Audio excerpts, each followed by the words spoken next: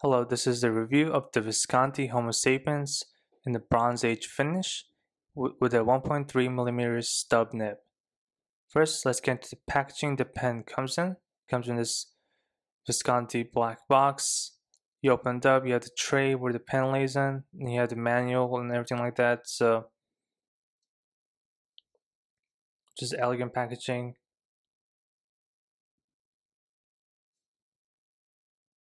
I bought it from this place in Canada, which was a lot cheaper than anywhere else for brand new.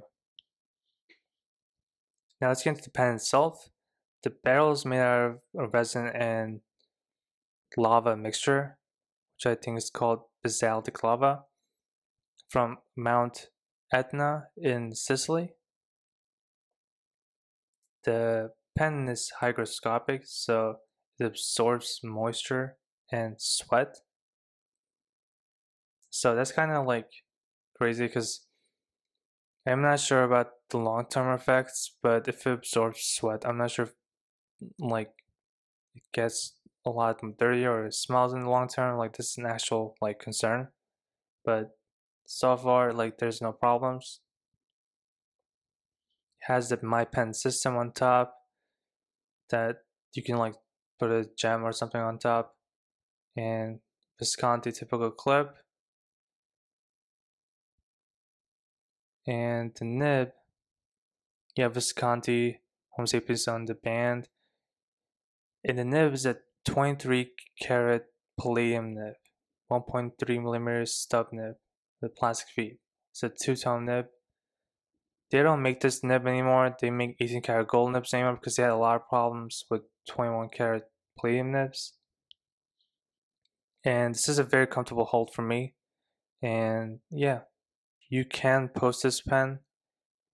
I don't post my pens, but you can still post it. It becomes a little bit back heavy, but yeah, you can still post this pen.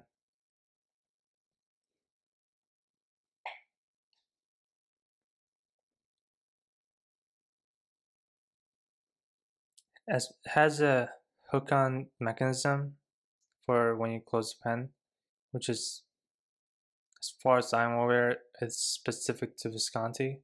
So it's very easy to open and close. And in terms of mechanism, this is a double reservoir power filler. So you just unscrew it and you just pull out the rod. Then when you want to fill the pen, put the ink in, the nib in, then you just push down in the rod and just like, that's how it fills the pen up. I'll show a demonstration right after this, after the comparisons.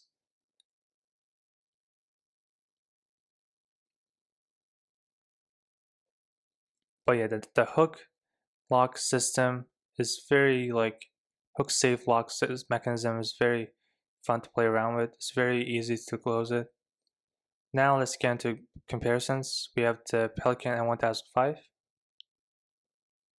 Pelican M805, as you can see, it's similar size to M1005.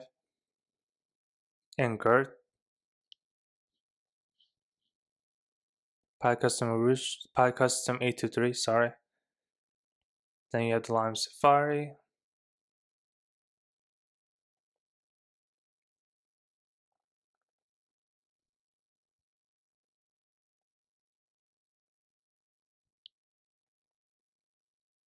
Now let's do a nib comparison.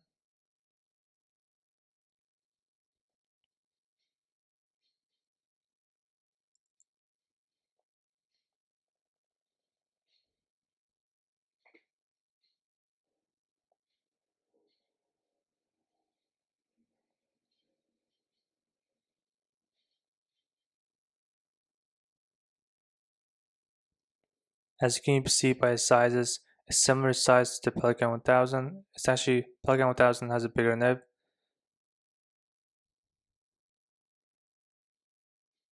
I'll do a nib comparison between the Lamy Safari and the Pilot Custom E23 and the Pelican 1000. As you can see, the 1005 definitely has a bigger nib and it's still a bit broader as well.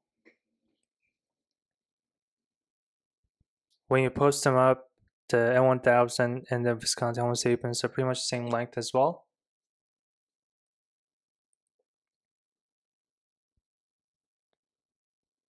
As mentioned, this is a double reservoir power filler. So because I recently cleaned this, and I might as well just show how to use this. This has 3.63 ml ink capacity, so it holds good enough ink. Like for comparison, the Con 70 in my palette customer Ruchi and the Mikika Royale hold 0.9 millimeters, so it holds a lot of ink. But one of the cons is uh, there's no ink window, so you can't really tell when you ran out of ink. And things that's kind of concerning is whenever you fill it up, right? Whenever there's ink that's on the nib section, you have to immediately clean it because this is a hygroscopic barrel, so it absorbs it. So I'm not sure how that plays out in the long run. The mechanism is cool, but I'm not sure. I would definitely want a ink window or something because with cartridges, at least you can take out the barrel and see how much ink you have. With this, you just don't have any idea how much ink you have. Now let's get into the writing sample. As mentioned, this is a stub nib, so you have to hold in a certain way. It's a two-tone nib, 18 karat. It's not 18 karat actually. This is a 23 karat palladium nib, which they don't make anymore, but you can still find them on the pre-owned markets, or some retailers still have it.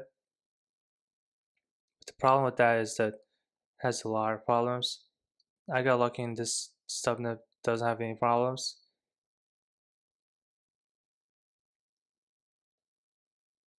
This is not the smoothest nib because of palladium, but this uh, on the right paper it feels really nice. It feels really smooth on the right paper.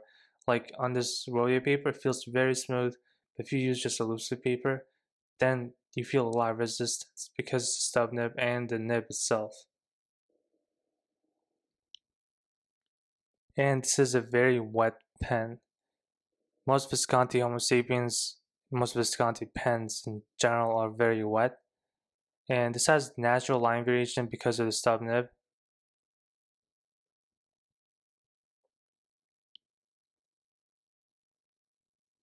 If you go sideways, you have broad strokes, then downwards, you have this, yeah, depends on how you hold the pen.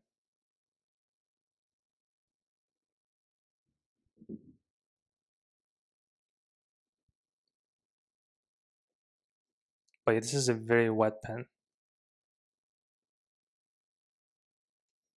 But occasionally I enjoy writing with this, but I don't use this pen as much because I don't use stub nibs that much. Let's get into what I like and what I don't like about this pen. I like the lava finish of this pen. It's very cool, and I like the Bronze Age finish.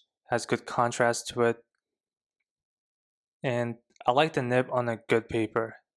This seems to work really well on Clairefontaine and Rhodey paper, but any other paper it doesn't do well. And I usually don't use Clairefontaine and Rhodey papers. I usually use them for YouTube videos only. So this pen is not the best on just regular paper, which is a bummer. And the cons is another con is that this is very expensive. This retails from like $700 to $800, and I was able to get this for around $550, which is still very expensive for a pen. And one of the things I don't like is the fact that it's hygroscopic. I'm not sure how that plays out in the long run when this thing just absorbs everything, the ink, your sweat, and everything. So, but yeah, that's one of the things I don't like.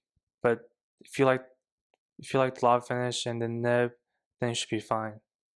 Thank you for watching. Have a great day.